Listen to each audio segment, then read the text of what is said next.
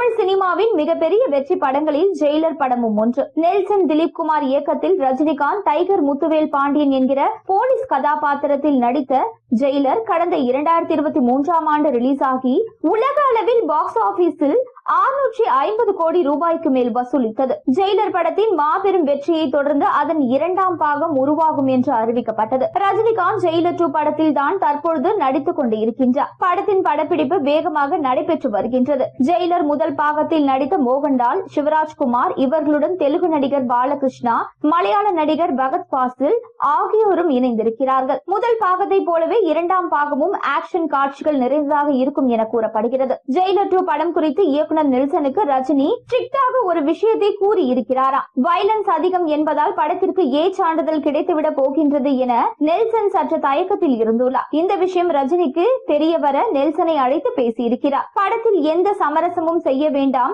ஏ சான்று கிடைத்தால் பரவாயில்லை, கதைக்கு வயலன்ஸ் அதிகம் தேவைப்பட்டால் தயங்காமல் அதை செய்யுங்கள், எந்த சமரசமும் செய்யக்கூடாது என ரஜினி நெல்சனிடம் சொல்லி இருக்கிறாரா. சமீபத்தில் தீபாவளி பண்டிகையை முன்னிட்டு படத்தின் மேக்கிங் வீடியோவை படக்குழுவினர் வெளியிட்டனர். அடுத்து இந்த படத்தின் ட்ரெய்லர் ஒன்றை வெளியிட இருக்கிறார்களா. சூப்பர் ஸ்டார் பிறந்த நாளில் வெளியிட திட்டமிட்டு வருகிறார்கள். டிசம்பர் 12ஆம் தேதி ஹாலிவுட் ஸ்டைலில் மாசான ஜெயிலர் 2 ட்ரெய்லர் வெளியாகும் என தெரிகிறது. இந்த ட்ரெய்லரை பல சாதனைகளை படைக்க வைக்க ரசிகர்கள் தயாராக உள்ளனர்.